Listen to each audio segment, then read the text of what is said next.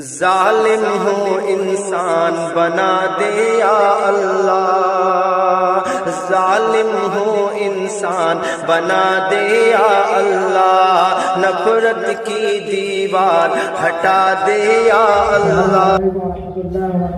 وعلیکم السلام ورحمۃ اللہ وبرکاتہ۔ کیا ہوا وحید بھائی، آپ اتنے پریشان کیوں دکھ رہے ہیں؟ مت پوچھے سادات بھائی، ہم بہت ٹینشن میں ہیں۔ ابھی جناب ایک آدمی کو مارتے مارتے رہ گئے۔ ارے ایسے کیا ہو گیا جو آپ اتنے پریشان اتنے غصے میں ہیں؟ ایک تو ہم اتنے پریشانی میں مبتلا ہے اور کم وقت 2 دن سے پہنچ رہا تھا 26 جنوری کی نماز کتنے بجے ہوگی، آپ تو اپنی حدی کر دی، ہم سے غصے میں پہنچ رہا تھا۔ آپ نے 26 جنوری کی نماز کتنے میں پڑھائی، وہ تو ہمارا شوقین بھائی نے بچا لیا ورنہ آپ اس کی خیر نہ تھی۔ اصل میں بات یہ ہے کہ 20 جنوری کے لیے پوری تیاریاں کر رہے ہیں، کوئی کپڑے سلوانے کے لیے جا رہا ہے، بھائیوں کا انتظام کر رہا ہے، تو اس بیچارے نے سوچا ہوگا یہ سب تو عید کے دنوں میں ہوتا ہے، اس کی بھی عید کی طرح نماز پڑھی جاتی ہے۔ بات یہی ہے کہ مسلمان اس طرح سال میں 2 مذہبی تہوار عید اور بقرعید مناتے ہیں، اسی جوش و خروش کے ساتھ 2 اور تہوار یوم آزادی یوم جمہوریہ مناتے ہیں۔ ویسے وحید بھائی اپنے پریشان کیوں ہیں؟ کیا بتانا شاداب بھائی، ایک اسکول دعوت میں جانا ہے، یوم جمہوریہ کا موقع ہے، لیکن ہمارے پاس کچھ معلومات نہیں ہے اور ہمیں مطالعہ کرنے کا کچھ وقت ہی نہیں ملا۔ سی بات، چلو اللہ نے آپ کی پریشانی کا حل بھیج دیا ہے۔ یہ ہمارے دین و دنیا، یہ ہمارے درس ذاتی، یہ دین و دنیا کے تمام علوم قدیم جدید کے ماہر ہیں، ان کو ہم لوگ چلتا پھرتا پانا کہتے ہیں۔ آپ کو جو کچھ پوچھنا ہے ان سے پوچھ سکتے ہیں۔ اچھا مولانا بتلائیے آج کیا دن ہے؟ کیا جناب یہ بھی کوئی پوچھنے والی بات ہوئی، سب کو معلوم ہے آج جمعرات ہے۔ نہیں شوقین بھائی، ان کا مطلب یہ ہے کہ آج کا دن کس اہمیت کا حامل ہے۔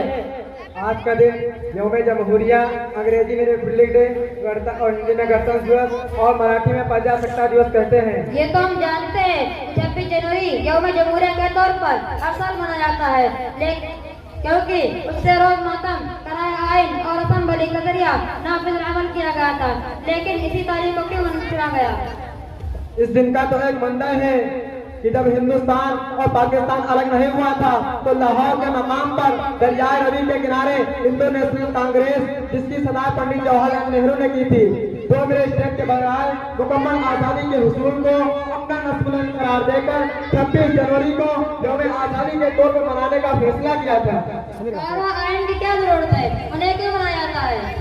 کسی نے ملک کو چلانے کے لیے، رسوبات کو برقرار رکھنے کے لیے کسی قانون اور آئین کی ضرورت ہوتی ہے، اور آئین کسی مثبت کے وسابسی قانون ہوتا ہے جس کی بنیادی نظریہ تصورانہ نظم و نسق کے بنیادی اصولوں کے مختلف شعبوں کے درمیان کے فرائض اشعاروں کے خلوق متعین کرنا ہوتا ہے، اس کے تمام شعبرات کے حقوق کے تاجدار ہو سکے۔ قوانین کے ہند یا ہندوستان کے آئین کہتے ہیں۔ کیا مفہوم ہے اس کے بارے میں کچھ بتا سکتے ہیں کہ وہ کس انداز میں بنائے گئے؟ ہمارا دستور دنیا کا سب سے بہترین دستور ہے۔ آکاش میں 395 رکاوٹ تھی جو 22 حصوں میں تقسیم کیا گیا ہے۔ یہ دستور پہلی طور پر 2 زبان انگریزی اور ہندی میں تیار کیا گیا تھا، جو آج بھی پارلیمنٹ کی اور آرڈی سوپر میں رکھا ہے تاکہ وہ خراب نہ ہو سکے۔ آج کے دستور ہند میں 439 رکاوٹ تھی جو 25 حصوں میں تقسیم کیا گیا ہے، اور اب تک 101 ترمیمات اس دستور ہند کی ہیں، مطلب اس دستور کے تیسرے حصے میں 1230 دستور ایسے ہیں جو انفرادی اجتماعی حقوق کے بارے میں ہیں۔ بھائی، آئین کے بنیادی حصوں میں ایک حصہ مساوات ہے، اس کا مطلب یہ ہے کہ ملک کے تمام شہری حکومت کی نظر میں برابر ہیں، جس میں کسی طرح کی کوئی تفریق نہیں کی جا سکتی ہے۔ ہر شخص کو آزادی کے ساتھ زندگی گزارنے کا پورا حق حاصل ہے، اس لیے آزادی اور مساوات میں قریب ملتے جلتے آئین کے 2 رکن ہیں۔ یہ چھوٹے میاں بھی کچھ بولتے ہیں یا خاموش رہتے ہیں؟ جی کیوں نہیں، جب یہ شروع کرتے ہیں تو پھر رکنے کا نام ہی نہیں لیتے۔ یہ دستور مساوات ہے، 2 حصوں میں تقسیم کیا گیا ہے۔ اول غلطی مساوات ہے، اس کا مطلب یہ ہے کہ شہری بحیثیت انسان برابر ہیں، اس لحاظ سے چھوٹے بڑے امیر غریب سبھی برابر ہیں، اس میں کسی طرح کی کوئی تخلیق نہیں ہونی چاہیے۔ دوسری قسم سیاسی مساوات ہے، اس کا سبھی مذہبوں کے ہر شہری کے ملک کے انتظام میں بلا کسی انتہا کے حصہ بننے کا حاصل ہے۔ تیسری بات شہری مساوات ہے. اس میں ہر شہری کو بلا کسی امتیاز و تفریق کے حقوق حاصل ہے اور قانون کی نگاہ میں ساری شہری برابر ہیں. چوتھی بات سماج و مساوات ہے. اس سے مراد یہ ہے کہ ذات و پاک رنگ و نسل اور مذہبی دونوں کے بنا پر کئی قسم کا ترجیح شروع کروانا رکھا جائے. چھوٹ چھاٹ تو کوئی جگہ ہے ہی نہیں ہماری جمہوریہ ملک میں. پانچویں چیز تمدنی مساوات ہے. تہذیب و تمدن کا اختیار کرنے کا ہر شہری کے ملک کا حاصل ہے. اس کا پورا لحاظ رکھا جائے. چھٹی بات معاشی مساوات ہے. اس کا بھی بڑا اہم مقام ہے. اس میں یہ بات درج ہے کہ تڑپ کی جائے مساوات و تقسیم کی جائے. یہ نہ ہو کہ ساری دولت سمٹ کر چند لوگوں کو مل جائے. یہ لوگ عیش و عشرت کی زندگی گزاریں اور باقی لوگ پریشانی میں مبتلا رہیں. شاداب بھائی، یہ جناب واقعی بہت زبردست بولتے ہیں. کیا ہمارے اس جھنڈے کے بارے میں کچھ بتا سکتے ہیں؟ ہمارے جھنڈے کا مستطیل ترنگا ڈیزائن پارلیمنٹ میں 22 جولائی 1945 کو منظور کیا گیا تھا. اس کے طور تناظر 3/2 ہے. یہ جعفرانی شرف و حمد کے 3 پنڈیوں میں مشتمل ہے. درمیانی سفید کے حصے میں نیلے رنگ کا اشوک چکر ہے. اس چکر میں 24 تیلیاں ہیں جو صحت اور معاشرے کے لیے، اصولوں کی نمائندگی کے لیے اور ملک کی رفتاری اور ترقی کو ظاہر کرتا ہے. اس چکر سے پہلے اس کی جگہ پر ایک روئی تاطنے کا چرخا تھا. کیا یہ قومی جھنڈا کو پھہرانے کے لیے کچھ آداب ہیں؟ جی ہاں، اس کے لہرانے کے کچھ آداب ہیں. جیسا کہ جھنڈا بالکل سیدھا رہنا چاہیے. جھنڈا یا جھنڈے کی ڈنڈی یا خود جھنڈا جھکا ہوا سوق ظاہر کرتا ہے. میلا کچیلا یا پھٹا ہوا نہ ہو. رات نہیں بلکہ دن کی کھلی ہوا ہو. ممتاز یعنی بلند جگہ پر جھنڈے کو پھہرایا جائے. جھنڈے کو ایک ساتھ لگانے یا لینے جانا ہو تو کوئی بچہ داہنے ہاتھ میں سب سے داہنی طرف جھنڈے کو اونچا رکھا جائے. جھنڈے کو الٹا اٹھانا سجاوٹ یا کاروباری اسی طرح استعمال کرنا قانونی جرم ہے. جس طرح یہ ہمارا قومی جھنڈا ہے، کیا اسی طرح کچھ اور قومی چیزیں حیثیت رکھتی ہیں؟ جی ہاں، اسی طرح اور قومی چیزیں حیثیت رکھتی ہیں. دستر بھائی اگر اجازت ہو اس کا جواب میں دے دوں. جی بالکل.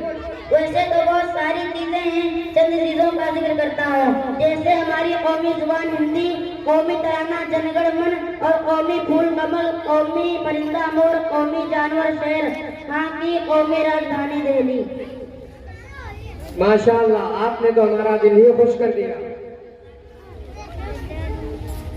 واقعی یہ بڑے فخر کی بات ہے کہ ہم جمہوری ملک کے شہری ہیں. دنیا کے بہت سارے مالک ہیں. ہمارے اس جمہوری کو درجے کو حکومت کے مثال کے طور پر پیش کیا جاتا ہے کہ بھارت ایک ایسا ملک ہے جہاں مختلف زبان، مذہب، رسموں کو ماننے والے اور چاہنے والے لوگ شیر و شکل کی طرح رہتے ہیں. جہاں صدیوں سے گنگا جمنا تہذیب اور تمدن کی زیارتی میں. لیکن یہ کڑوی حقیقت ہے کہ حکمراں طبقے نے کبھی عام کو آئین کی طاقت اور اس کی اہمیت سے واقف نہیں ہونے دیا. لیکن افسوس یہ ہے کہ عوام نے کبھی دستور کے مکمل نصاب کے بارے میں کوئی تحریک چلائی ہوئی نظر ہی نہیں آتا ہے. خصوصاً مسلمانوں نے اس سلسلے میں کافی کوتاہی برتی ہے. باہر میں بسنے والے مسلمانوں کو یہ تک نہیں معلوم ہے کہ آئین کیا ہے. ہم میں سے کتنے ہیں جنہوں نے آئین کا مطالعہ کیا ہے یا دیکھا ہے؟ ہمیں یہ تک نہیں معلوم ہے کہ آئین نے ہمیں کیا دیا ہے اور دیگر حقوق ہم آئین سے کیسے حاصل کر سکتے ہیں. آپ لوگ تو آج کل کے زمانے کے چلتے پھرتے انسائکلوپیڈیا ہو. آپ لوگوں نے تعلیم کہاں سے حاصل کی؟ ہم ہمارے مدرسے اسلامیہ عربیہ تعلیم قرآن سے ہم نے تعلیم حاصل کی ہے. ہمارے بڑے حضرت حافظ محمد عمیر صاحب کا منشا ہے کہ ان کے مدرسے میں پڑھنے والا ہر طالب علم دینی اور دنیا کی ہر تعلیم سے پیراگور ہو. محترم، آپ لوگوں نے اتنی ساری معلومات دے دی. اب اطمینان سے جلسے میں جا کر بات کر سکوں گا. آپ لوگ اس وقت کہاں تشریف لے جا رہے ہو؟ ہم ہمارے مدرسے اسلامیہ عربیہ تعلیم قرآن میں تشریف لے جا رہے ہیں جہاں 250 بچے اپنے اساتذہ کے ساتھ مل کر 26 جنوری منا رہے ہیں. کیا آپ لوگوں کے ساتھ میں بھی چل سکتا ہوں؟ جی ہاں چلو. لیکن میرے پاس آپ لوگوں کی طرح پٹا نہیں ہے. بھائی لیجیے اور یہ پٹا پہنیے. جزاک اللہ خیر.